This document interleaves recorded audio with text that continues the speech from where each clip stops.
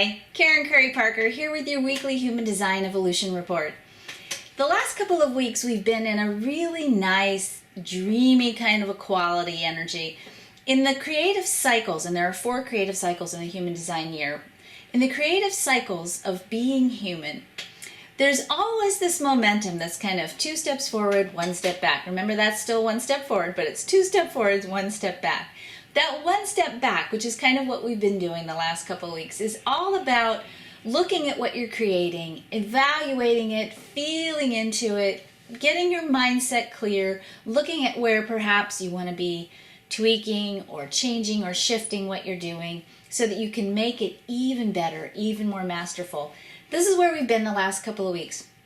Starting at the beginning of this week, we're moving into a brand new momentum cycle. So we're ready for that surge forward. We're ready for that getting things done piece. So we start this week with the energy of really trying new things, the new ideas, the new thoughts, the inspirations, and that's going to be a big theme for us for the next couple of weeks, for sure.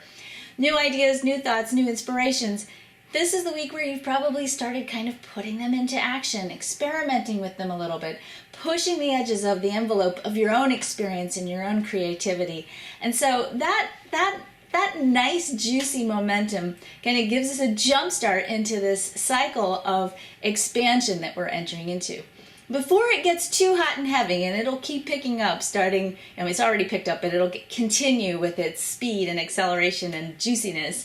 But before it gets moving too fast, we take a brief pause. And it's not a pause that's going to stop you from moving forward. It's just an interesting alignment place. In the middle of every creative cycle of the year in human design, there is this pause, and we enter this pause on Friday for 6 days.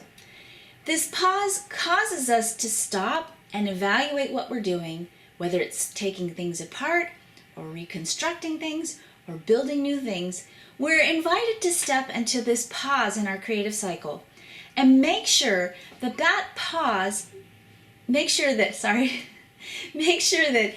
during that pause, we are aligned with love.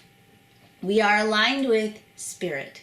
We are aligned with the vitality of life force that's embodied in us as human beings, that we are creating in a way that brings out our vitality, that aligns us with the love of spirit, that makes sure that whatever we're contributing is for the greater good of humanity and is a reflection of not only our love for our fellow man or fellow mankind or humankind, but also a reflection of the love that we have for ourselves as unique individuated aspects of the divine. So it's a really lovely, lovely energy. And in this particular cycle, we work with this energy with the gate 25 in the sun, which is the gate of the love of spirit, and the gate 46 in the earth, which means this is truly a cycle that is about us asking ourselves and checking in and making sure that we are deeply aligned with our love of spirit and that what we are creating is taking its direction from our connection with spirit as source. So yeah, it's a little mystical, it's a little woo-woo.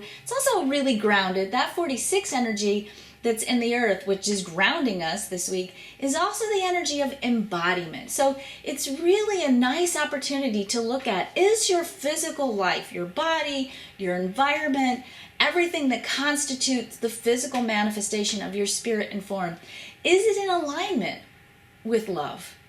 Are you loving yourself? Are you loving your body? Are you loving each other? Do you love where you live? Do you love your things? It's a good weekend for spring cleaning, a good weekend for a romantic date, a good weekend for maybe taking a relationship to a different level, or if you're in the process perhaps of taking a relationship apart, making sure that you're taking that relationship apart in a loving way. We can change the nature of how we connect with each other and make different agreements about how we're relating together without actually hurting each other and without even stopping the flow of love. It's just the nature of how we express it can change. So it's such a lovely energy. It's just such a powerful time to make sure that everything you're doing is aligned with the higher good, aligned with your higher self, aligned with higher principles, and aligned with what's necessary for you to live in a truly vital way, in a fully embodied way. So that's the big theme of what we're dealing with for the next week. We have some interesting shifts. Of course, we've got this continuation of the theme of mindset. So just be mindful that as you make these changes and shifts, pay attention to your mindset. Make sure that your mind is really staying in a powerful, positive direction and aligning you with what's really possible for you, and maybe even aligning a little bit with what might feel or seem impossible and maybe requires of you a little bit of a leap of faith. Take the leap of faith, but don't take the leap of faith until you make sure that your mindset is in a faith-based place. Better say that 3 times fast. All right. So we do have one other big shift this week that's really important. Jupiter shifts out of the gate 47, which is the mindset energy. But as I said, the mindset piece doesn't go away. We are going to play with the gate 47 in various permutations and various planetary positions all year. So we have this mindset piece that's really going to be giving us an opportunity for growth and expansion all year. But when it shifts out of Jupiter, Jupiter is the planet of rewards and blessings. So we've had this 47 in Jupiter for a while now. So what that means is that your blessings have been a result of your mindset. And of course, that's kind of always true no matter what, but certainly when it's been in Jupiter, it's given us a little extra added oomph to pay attention to mindset and to pay attention to the relationship between your mindset and what you've received and created in your life. With the 47 shifting to the 64 on Saturday, we have a little bit of a different change in the energy. The 64 is called the Gate of Confusion. Not a great name, but here's how this works. The 64 is expansive. It's right brain thinking. It's holistic inspirations. It's that moment when you get, the big picture, the big idea about something in 1 nanosecond. It's that thing that happens to you in the shower, right? So with the 64 transiting in Jupiter, what it says is that our big inspirations, those big ideas, ultimately are going to bear blessings and fruit for us over time. But here's the trick with the here's the trick with the 64, and it's actually an electromagnetic with the 47. So it's a really powerful dynamic here. So it's not like the theme has shifted that much. It's a subtle shift in this Jupiter energy, but it's not a huge shift. The 64 gives us the big idea. It doesn't deliver with it the instruction manual. So oftentimes you're left with this 64 inspiration, with this giant idea, and absolutely no freaking clue how you're going to make that idea happen. The beautiful part about the 64 is it's confusion, but it's confusion before epiphany. You are always going to be delivered the next step, the epiphany, and it's going to unfold either as a byproduct of another inspiration. You'll be walking along in the middle of the afternoon, or maybe you're in the middle of the night sleeping. You'll wake up and you'll go, oh, I get it. That's how the 64 delivers the instruction manual. It'll come through an epiphany, or, and this is the other piece to pay attention to, it'll begin to unfold step by step in your reality, meaning your life will begin to show you clues about what you need to do to bring your big idea into form. You don't have to sit there and squeeze your brain. You don't have to take notes. You don't have to sit there and try to figure it out. You don't. Enjoy the big idea. Savor the big idea. Practice sitting with it the way you've been sitting with your mindset over the last couple of months. Visualize it. Make a dream board. Hold the vision of what it is that you want to create in your consciousness. Program your reticular activating system in your mind, and you will begin to see the clues in your outer reality of what the next step is.